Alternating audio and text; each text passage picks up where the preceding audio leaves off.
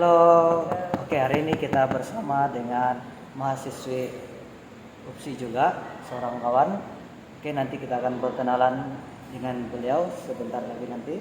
Oke, hari ini kita akan buat sesi temu bual dengan dia untuk mengenali latar belakang pendidikan, apa juga perancangan pada 5 tahun akan datang. Oke, pertama sekali saya akan perkenalkan diri saya. Saya Nelson Inlois, SMP Seni, SEM 8. Oke, baiklah. Mari kita perkenalan dengan seorang mahasiswa sini. Oke, seorang pertama saya. Pertama kali perkenalan diri kamu. Selamat sejahtera, nama saya Ethiopia Laria. Saya seorang mahasiswi UPSI yang sedang menuntut di UPSI dan berasal dari Sabah, Kampung Tonomon 10, Nabawan Sabah. Sekarang berada di SEM 8, SEM akhir untuk pengajian di UPSI. Bidang Dalam bidang ISMP Seni. SMP sini juga. Ya. Oke, baiklah. Kita sudah mengetahui nama kampung negeri Sabah. Oke. Kita sudah mengenali beliau dan soalan saya yang pertama, apa latar belakang diri dan keluarga kamu? Contohnya kamu dari keluarga yang cernih ataupun bangsa begini. Oke, perkenalkan latar belakang. Saya berasal dari keluarga suku kaum Murut, salah satu suku kaum minoriti di Sabah. Saya berasal dari keluarga yang cukup besar, sebab berasal dari 10 orang adik-beradik. Kami ada 10 orang adik-beradik dalam keluarga. Dan apalagi tadi latar belakang keluarga, itu saja. Saya anak ke-9 dari 10 adik-beradik. 9 dari 10 adik-beradik. 10 adik-beradik. Ramai. Keluarga contoh ibu bapak kamu. Ibu bapak. Kalau berapa adik-beradik tadi? 10 adik-beradik. Adik-beradik bapak kamu. Ya. So, bapak kamu anak ke berapa? Sorry. Maksud saya anak ke-9. Kalau bapak pula dia hanya 2 orang adik-beradik. Kalau mama dari keluarga ada 6 adik-beradik, dan mama pula anak kedua dari family mereka. Apa lagi? Oke, boleh saya tahu dalam adik-beradik kamu berapa orang yang sudah berkawin? Saya family adik-beradik sudah, yang berkawin sudah 7 orang. 7 orang. Yang belum berkawin 3 orang, yang kira bongsu belakang. Saya sendiri dengan kakak seorang, anak ke-8 dengan anak 10, adik lelaki. Dan cucu berapa? Cucu bapak kamu? Cucu bapak saya ada 9 orang. 9.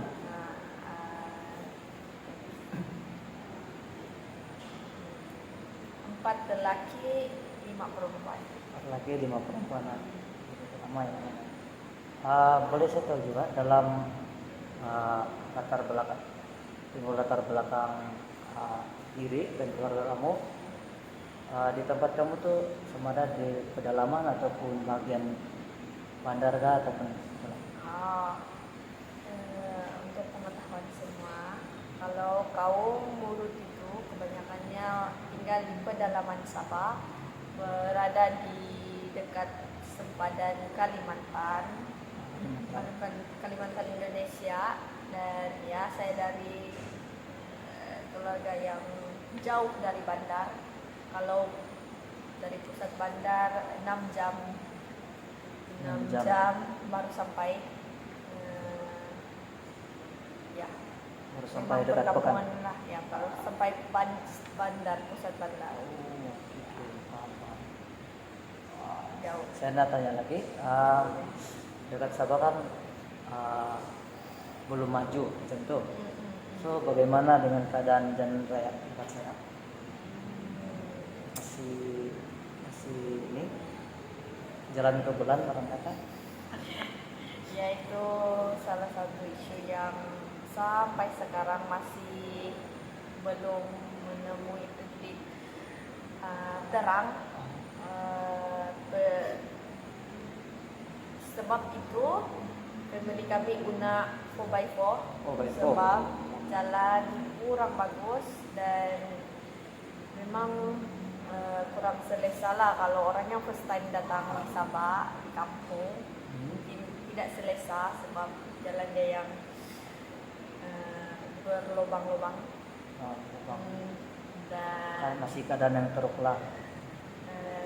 teruk untuk orang yang first time datang. Tapi orang yang sudah biasa dia oke jalan, dia boleh tidur juga dalam kereta sebab bayar kereta kan bulan. Oke, tadi Puan kakak 4x4. Bayar kok. So kalau 4x4 kereta kecil boleh masuk. Kereta kecil boleh masuk, boleh saja, cuma dia tersiksa sedikit lah. Tersiksa. Ya, boleh tersiksa. paham. Boleh imagine lah macam mana keadaannya. Sekali masuk sana memang terus rusak lah. Boleh jadi kalau tidak hati-hati. Kalau tiada yang guide, macam sebab dengan jalan yang tiada lampu, gelap gelita. Betul. Jadi kalau tidak tahu tuh lubang posisi dia di mana, kalau orang yang biasa mungkin sudah ada alam dia kan, ada amaran dia ini jalan ini, yang sudah ingat jalan. Kalau abang saya yang drive dia akan ingat jalan mana yang lubang. Tapi kalau orang arif, kalau orang yang first time mungkin kena hati-hati karena ada orang yang guide lagi juga di sebelah. Paham. Oke, latar belakang diri dan keluarga kita sudah tahu. Oke. Sekarang ini saya nak tahu juga apa latar belakang pendidikan Puan dari sekolah rendah sampai ke sini. Latar belakang, oke. Tadi saya cerita pasal sekolah kampung saya dekat dengan Kalimantan. Oke, sekolah di sana ada SD dan SMK. Ya bangunan yang sama, tempat yang sama. Jadi saya ambil sekolah rendah di tempat yang sama, SMK pun tempat yang sama, nama dia SK Sepulut, SMK pula SMK Sepulut Lambawan. Ya harus berdiri dalam satu bangunan lah. Bangunan yang Sekolah sama. rendah dan sekolah menengah. Lepas itu meneruskan pengajian dalam daerah yang sama juga, 45 menit dari kampung, jadi kena tinggal di hostel di asrama di masa form 6 SMK Nabawan. Ya, sebab SMK Nabawan hanya SMK itu yang menawarkan sekolah form 6 untuk daerah itulah. Jadi kena travel 45 menit dari kampung. So jauh lah dari kampung ke sekolah. Ya, sewaktu kena tinggal di hostel. Selepas tu? Selepas tu, sampai di form 6, meneruskan perjuangan sebagai mahasiswi UPSI di sini, dapat tawaran temuduga menjalankan temuduga masa 2019 dan masuk pada 2020, sekarang 2024, jadi di tahun akhir sebagai mahasiswi UPSI ya, dan sampai situ saja perjuangan sebagai latar belakang pendidikan. Oke, saya tertarik juga untuk mendengar soalan ini. Puan sudah cakap tadi, latar belakang ini keluarga macam sederhana lah gitu, Sederhana. tinggal dekat dalaman. Pedalaman. So apa coba Puan dalam proses sambung belajar sampailah ke sini UPSI sekarang. Macam mahasiswa yang ada di sini, mahasiswa di sini, memang cabaran utama dia keuangan. Keuangan. Kita dari keluarga yang sederhana datang travel di sini hidup sebagai seorang yang tidak tahu apa-apa, memang perjuangan dia kalau dari family keuangan dan support family sangat penting. Kalau bagi diri sendiri di sini pula sedang membiasakan diri dengan persekitaran bahasa juga kadang komunikasi tidak lancar juga sebab ada dialek masing-masing dari Sabah begitu, dari negeri Kelantan, ya Pahang, dia orang ada dialek sendiri, kadang tidak kurang memahami lah antara satu sama lain perjuangan.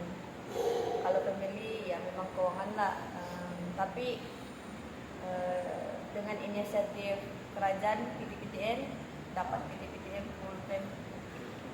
full PTPTN, jadi meringankan beban keluarga lah, dia tidak terlalu jelas untuk family tapi masih memerlukan juga untuk dari segi keuangan. So cabaran utama lah. Banyak cabaran-cabaran kan. Terutamanya kita dekat Sabah nih, sebab kita perlu mengharungi perjalanan yang jauh dari kampung ke airport, sudah mengambil masa berapa jam? 6 jam. Oke. Terus itu kita naik airport, kapal terbang sampai ke sini mengambil masa 2 jam sampai ke Tanjung Malik. Oke, 2 jam. Dari KLIA 2 jam lebih begitu. Lepas itu airport ke Perak berapa jam? Kira-kira 2 jam tadi, 2 jam. 2 jam juga. Ya. So mengambil banyak masalah dalam proses perjalanan tuh untuk sampai ke sini. So itu merupakan satu cabaran juga. Kedua,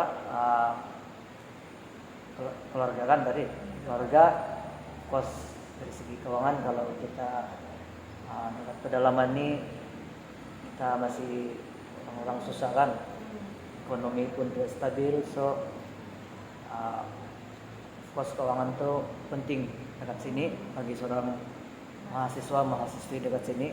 Kita perlukan keuangan dan pembelanjaan yang cukup untuk membayar iuran, makan minum, keperluan seharian, rumah kita perlu bayar, dan juga keperluan lain dalam kelas. Oke, saya setuju dengan itu.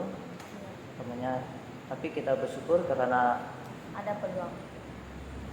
Ada dekat sini kita dan juga kita dapat menerima PTPTN yang dapat meringankan beban dekat sini. So saya tanya Puan lagi, dalam proses yang cabaran yang dihadapi bertubi-tubi, apa motivasi Puan untuk terus kuat sampai ke tahap ini tahun akhirnya? Motivasi banyak, tapi motivasi diri kalau dari saya selalu saya ingatkan diri, saya di sini peluang dari jalan dari Tuhan, berkat dari Tuhan, sebab tidak semua ada peluang ini. Betul. Lepas itu kalau motivasi selain itu tadi sudah bersyukur, pertama kena bersyukur dulu sampai sini. Lepas itu kedua, ingat macam mana keluarga support kita sampai di sini, macam mana family saya yakin sama saya untuk saya meneruskan pengajian di sini juga. Memang kedua adalah family. Motivasi untuk diri sendiri pula, melihat keperluan uh, keperluan anak-anak pedalaman yang maksudnya sebagai salah satu contoh lah, inspirasi untuk yang bahwa orang pedalaman, orang yang jauh dari bandar sebenarnya boleh berjaya. Cuma kamu bersedia menerima itu cabaran atau menerima itu pengalaman hidup yang perlu kamu hadapi sebagai mahasiswa-mahasiswi yang datang dari Sabah ke negeri orang di sini. Motivasi diri sudah. Ya itu sajalah, ada 3 aspek utama yang saya terapkan untuk dapat memotivasikan diri, yaitu pertama dari spiritual kita dengan Tuhan, hubungan dengan Tuhan. Itu kedua dengan keluarga, ketiga juga dengan diri sendiri, ingatkan bahwa kita yang menerima ganjaran seterusnya. Maksudnya kejayaan kita yang akan menuai dia punya hasil. Oke, saya setuju dengan itu. First, kita bersyukur karena menerima peluang ini, sebab semua orang tidak akan dapat peluang ini kan. Contoh dalam 300 ataupun beribu orang memohon dekat si, kan ada berapa ratus orang. So kita bersyukur, kita lah dalam 100 orang tuh kita ada dalam. Kita bersyukur atas tawaran ini kita dapat. So kita rasa bersyukur dan kita rasa motivasi itu kan. Termotivasi. Itu satu dari anugerah Tuhan. Kedua, family kan. Family. Oke, setuju. Family merupakan satu support system, tulang belakang kepada kita. Sangat setuju. Betul. Karena kalau bukan mereka, kita tidak sampai dekat sini. Contoh apa yang saya lakukan ini dari segi keuangan, dari segi kekuatan diri, support, semua dari mereka. Kalau mereka bukan yang mendidik kita, kalau bukan mereka yang membesarkan kita akan tidak jadi macam mana kita dapat sekarang. Ya, support dari keuangan itu penting, sebab kalau kita berusaha pun cari kerja, kita tidak akan sempat sebab kita masih masa belajar kan. Kecuali dalam masa-masa free ataupun kita cuti, baru kita dapat part time begitu kan. So keluarga adalah support dari segi keuangan yang paling besar. Ya, sebab tidak dinafikan sebagai mahasiswa dia punya jadwal belajar pengajian memang terbatas juga untuk kami belajar sambil bekerja. Dipahamkan, kita juga stres kan? Ya, stres. Tapi dengan kekuatan nih dari family, kita akan sentiasa mengingat mereka. Sebab kalau bukan mereka, kita tidak akan jadi macam ini. Sebab mereka pun berharap tinggi kepada kita di sana Sabah, kan? Mereka mengharap semoga anak kita menjadi jeni, semoga anak kita menjadi cemerlang. So itu harapan mereka, harapan besar mereka kepada kita. So itu adalah motivasi kita untuk membalas jasa mereka, untuk kita terus kuat di sini. Juga cabaran yang dihadapi. Oke, yang ketiga tadi motivasi diri kan. Motivasi diri ini sangat penting. Kalau bukan minda kita sendiri untuk terus kuat dekat sini, kita akan terus down, kita akan terus jatuh.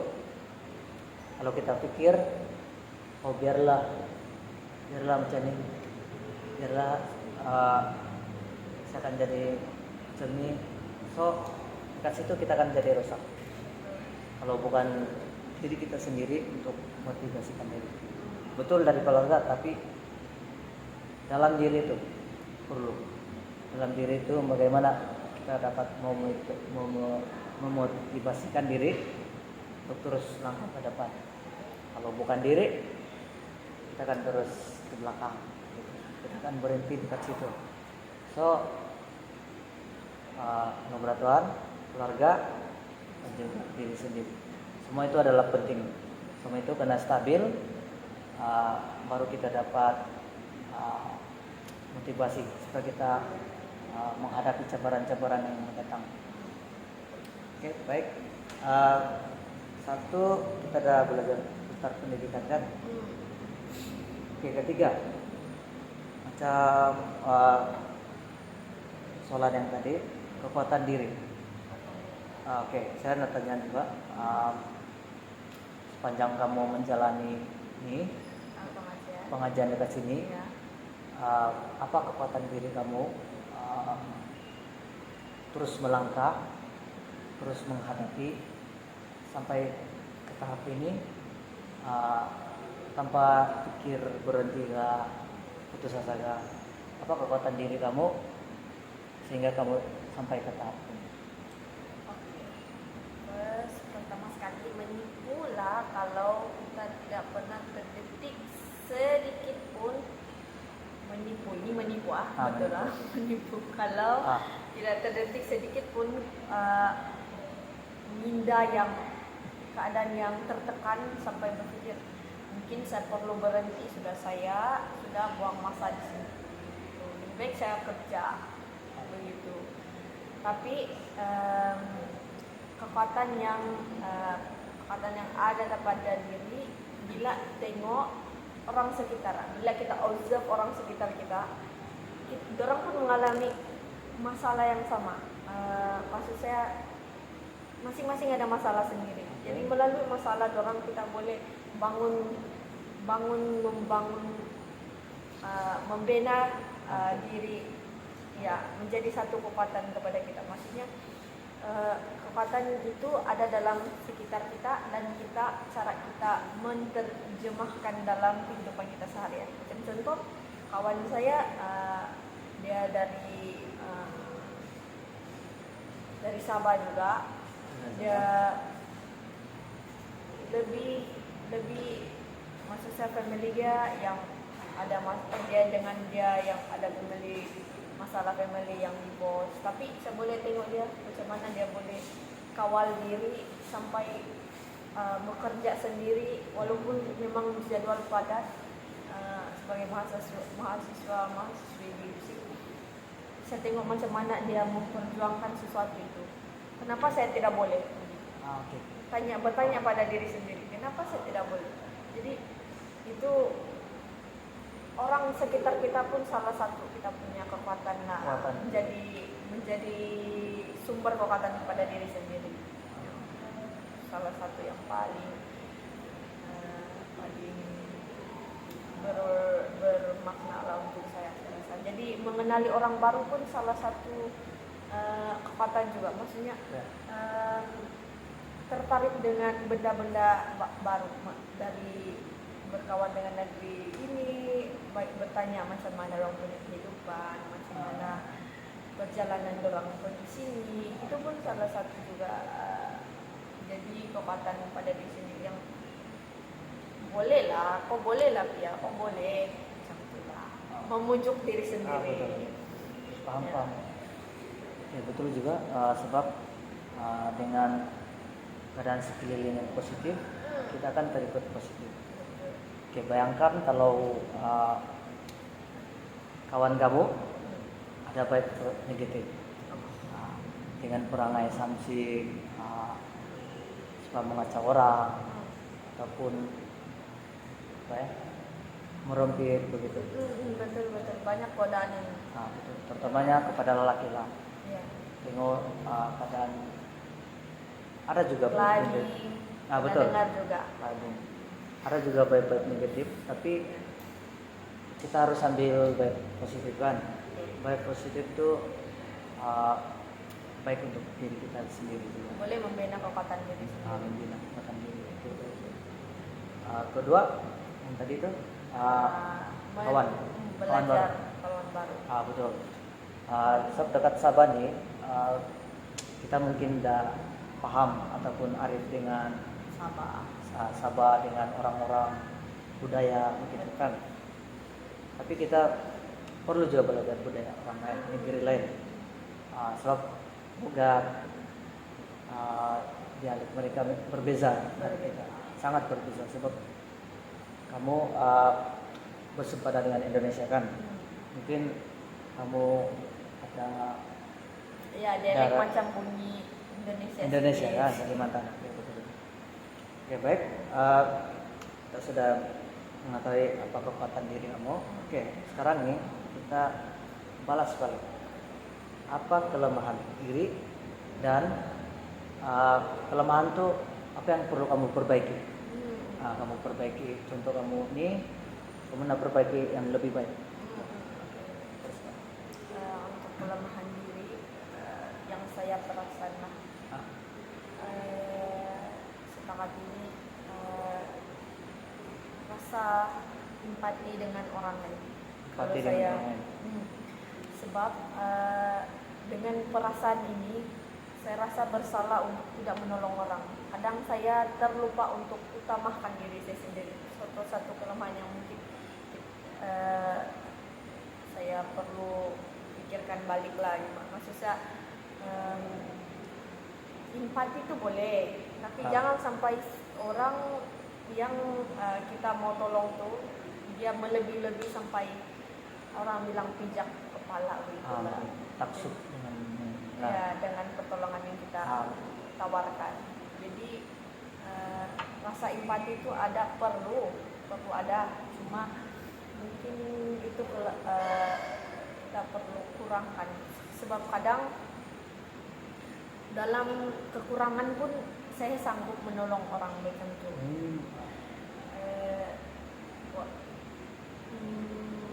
Ya, dalam kekurangan. Sedangkan saya pun makan berpikir lagi apa yang perlu dimakan esok, atau macam mana besok saya punya kehidupan. Tapi saya nampak orang yang memerlukan dari saya lebih rela tangan. Jadi perlu dimainkan juga lah diri sendiri yang kau kena berhati-hati juga. Mungkin orang boleh ambil kesempatan dengan itu. Itu yang kelemahan yang perlu diperbaiki. Itu kelemahan yang paling ketara lah. Paling ketara. Ada lain lagi?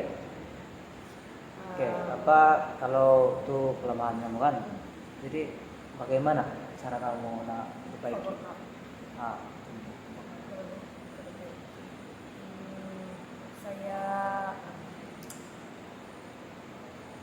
Saya ingatkan diri saya sendiri. Kau boleh cakap no untuk satu perkara itu. Maksudnya kalau ada orang yang cakap kamu mau ini, sedangkan kau punya assignment pun belum siap, tapi kau dengan lapang dada menerima menolong orang lain. Nanti diri sendiri yang merana dengan keputusan yang kurang baik. Sebenarnya bagus kan menolong orang, tapi jangan berlebih. Selalu ingatkan itu. Jadi kadang saya bertanya juga dengan family. Family macam mana kalau ada orang minta tolong begini. Orang selalu kan ingatkanlah kalau berkemampuan untuk menolong boleh, tapi kalau sedang dalam masalah juga try cakap nanti dulu, call dulu, saya tolong, kemudian saya dulu diri saya dulu. Paham. Oke, baik. Kita sudah nampak kelemahan kamu. Jadi kamu lebih mementingkan orang, kamu akan tolong orang tuh. Sedangkan diri kamu sendiri tidak tertolong. Tidak tertolong dalam masalah gitu. So itu kelemahan kamu. Sebenarnya ada baik yang kamu bilang tadi, ada baiknya kita menolong orang, tapi kita uruskan diri kita dahulu. Kita stabilkan diri kita, lalu kita urus, kita buat yang patut pada diri, barulah kita akan dapat membantu ataupun menolong orang lain dengan lebih selesa lah. Betul. Sebab kalau kita menolong orang pun, tapi diri kita sendiri yang kena, kita dalam masalah, jadi kita dapat akan mengurus masalah itu. So terkadang orang macam kamu cakap, orang akan mengambil kesempatan dalam kesempitan itu dalam pertolongan yang kamu dapat. Mereka terkadang orang akan happy ataupun rasa ini selepas berjaya, dan mereka akan melupakan apa yang menolong mereka, apa yang mereka alami, mereka susahnya, tapi dengan pertolongan kamu mereka akan lupa. So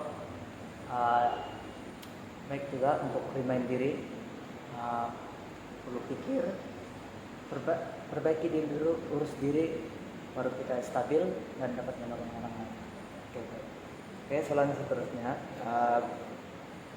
saya tanya juga, sepanjang kamu dekat sini, kamu ada masalah dengan rekan, keluarga ataupun orang lain?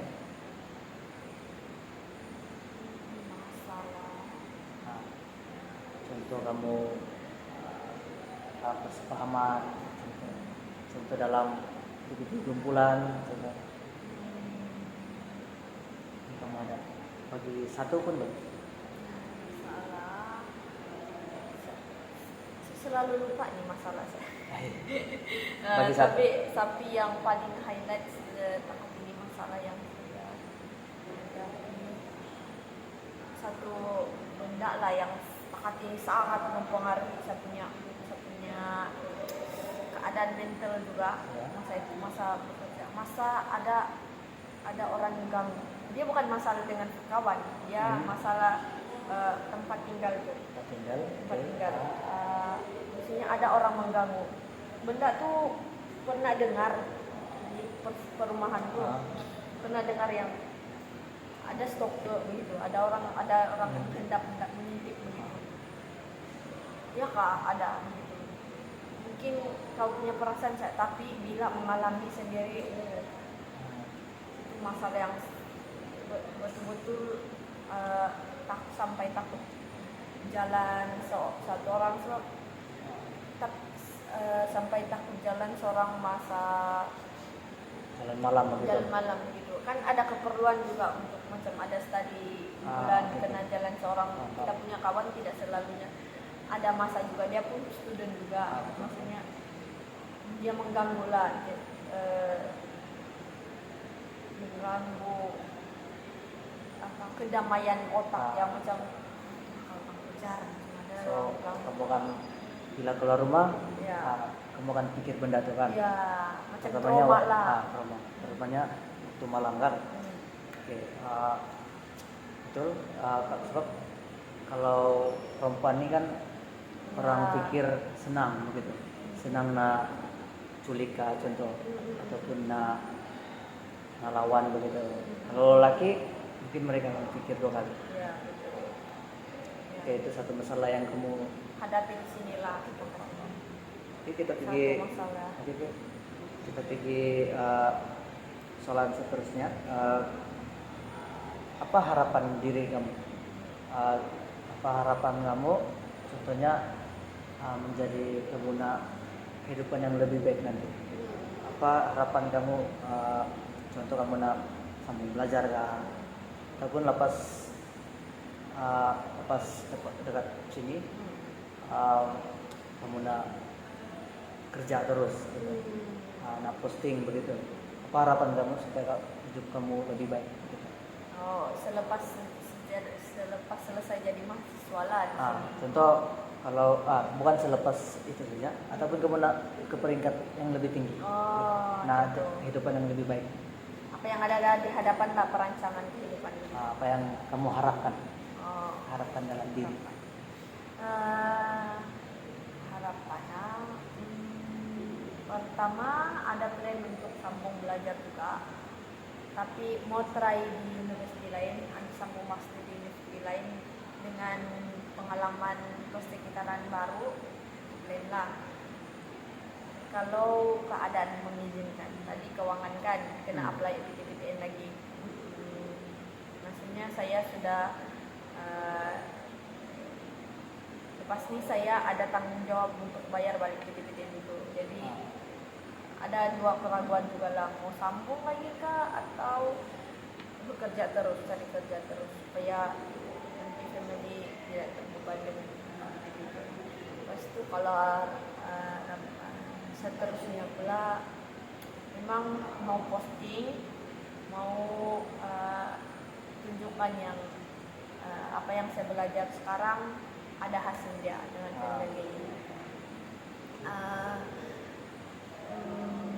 Harapan juga di masa hadapan mau bawa family keluar dari mau bawa bercuti lah begitu, sebab tidak pernah rasakan. Nanti kalau ada kerja sudah stabil dari segi keuangan, nanti mau plan bawa family ramai-ramai keluar pergi mana-mana negara yang sesuai dengan budget. Jadi kebahagiaan saya adalah terletak dengan family.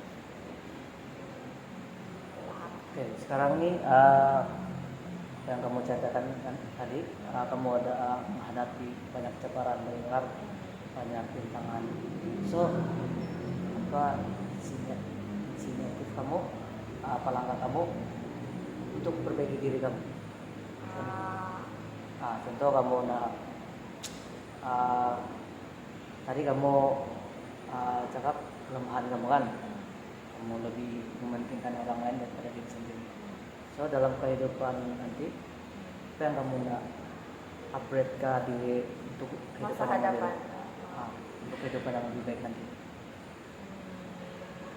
Harapan kamu? Harapan saya nanti, harapan semua, saya rasa semua mahasiswa yang akan graduate nanti mau jadi berguna sama family.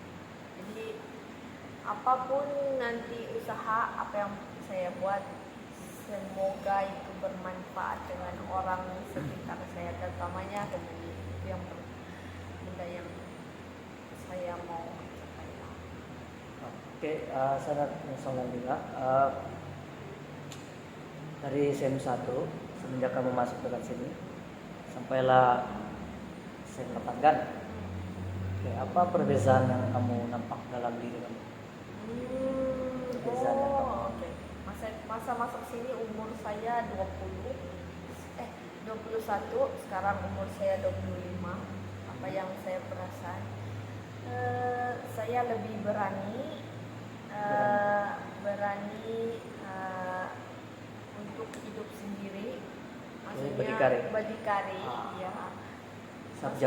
Jauh dari pendidikan. Ya, dia macam saya lebih tahu macam mana mengurus, saya punya perasaan, sebab jauh dengan family betul yang tidak terbiasa tuh dia ganggu sebenarnya. Dia perlu masa biasakan diri.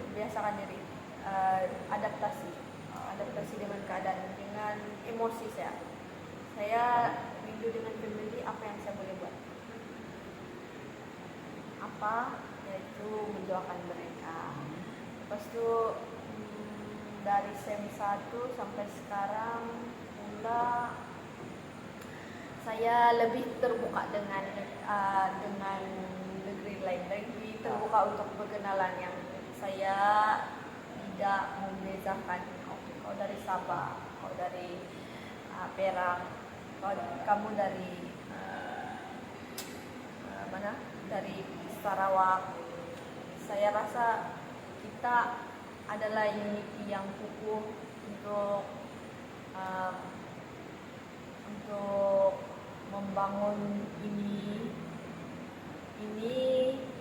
negara. Maksudnya saya lebih terbuka lah untuk melihat dan menerima perubahan-perubahan yang ada di kehidupan saya sekarang. Sebab kita merupakan aset negara juga, sebab Betul. kita mengajar generasi sebagai muda warga pendidik untuk jadi lebih baik. Jadi ada apa yang kamu dapat dekat ini sih? Kalau dulu saya berpikir saya akan posting, saya bercita-cita akan posting di Sabah.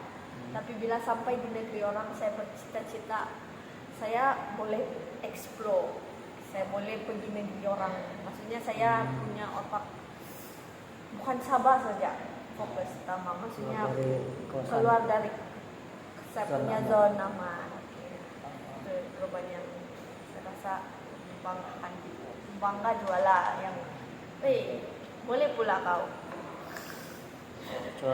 So kamu sekarang nih dari Satu, kamu nampak perbedaan kamu dari dulu sekarang kan. So itu adalah satu kehidupan lebih baik dalam diri kamu, sebab makin lama kamu dekat sini kamu akan menerima ilmu, pengetahuan, update diri menjadi yang lebih baik lagi. Oke. Soalan terakhir boleh? Boleh. Soalan terakhir saya. Sepanjang kamu belajar ke sini kan, pasti kamu terpikir satu benda. Dan apa perencanaan yang kamu nak buat selepas 5 tahun ataupun 10 tahun akan datang nanti? 5 tahun. 5 tahun loh. Masa itu umur saya 30 sudah. Sekarang saya 25. Kawin pun boleh? boleh kawin. Iya. Apa perencanaan yang kamu nak? Yang terpikir pelan sekarang? Mungkin pertama saya fokus sama tanggung jawab yang saya ikut selepas pengajian, yaitu PTPDN. Saya tidak mau menyusahkan family sendiri untuk bayar balik. Saya apapun pekerjaan saya sepanjang menunggu menjadi seorang guru posting, saya akan try bekerja untuk menyimpan untuk keperluan seterusnya. Tapi kita tidak tahu apa yang terjadi kan, posting gila, saya temu juga gila. Jadi saya mau ada simpanan untuk backup nanti PTKTN saya mau bayar macam mana. Lepas itu tadi pertama tanggung jawab sebagai selepas bergelar mahasiswa graduan. Kedua pula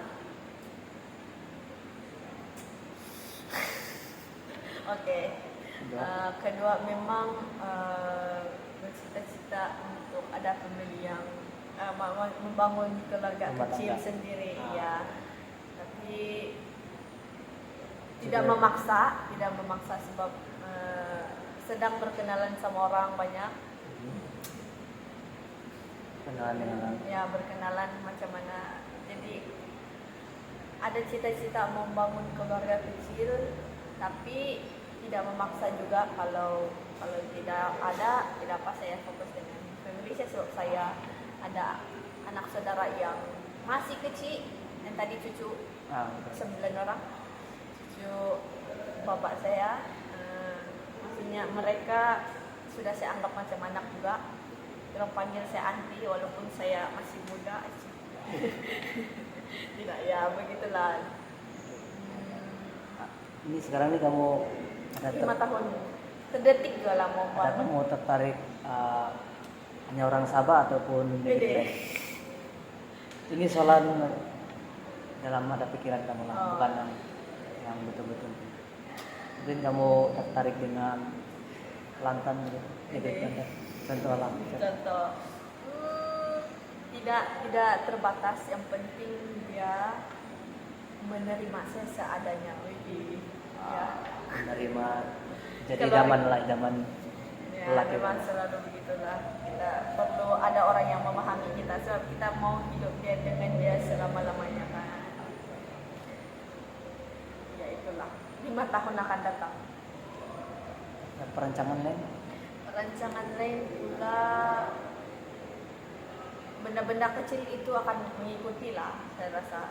Maksudnya bila bekerja sudah ada keinginan mau beli kereta sendiri, mau ada rumah sendiri, mau ada kehidupan yang selesa sebagai seorang sebagai seorang yang merantau sekarang. Paham, paham. Oke, itu adalah harapan kamu ya, contoh 5 tahun ataupun 1 tahun yang akan datang kamu nak bekerja Ya, sebagai guru ataupun bekerja sementara untuk membayar balik tanggung jawab kamu. ya betul. Kedua, kamu nak apa tadi? Kamu nak membangunkan rumah tangga sendiri. Ya. So, kita doakan semoga jumpa jodoh cepat. Amin. Oke. Yang ketiga, kamu ada juga perencanaan mungkin ada rezeki lebih begitu, ekonomi stabil, beli kereta, membangun rumah. Itu adalah perencanaan yang baik juga untuk kita nanti rumah tangga, Ada keperluan target. kita. Oke, kita sudah mendengar 7 soalan daripada Wan Utopia. Oke, kita sudah mendengar, dia sudah memberi jawaban sangat padat, gitu, panjang. Oke, kita sudah mengetahui apa latar belakang, Ya. apa kelemahan, apa kelebihannya, dan juga apa harapan beliau untuk masa depan. Oke, itu saja sesi temu bual yang saya lakukan untuknya. So, terima kasih karena sudi meluangkan masa dengan saya untuk sesi temu bual ini. So, ya kita jumpa lagi. Kita akan tegur-tegur. Oke, boleh. Terima kasih. Terima kasih.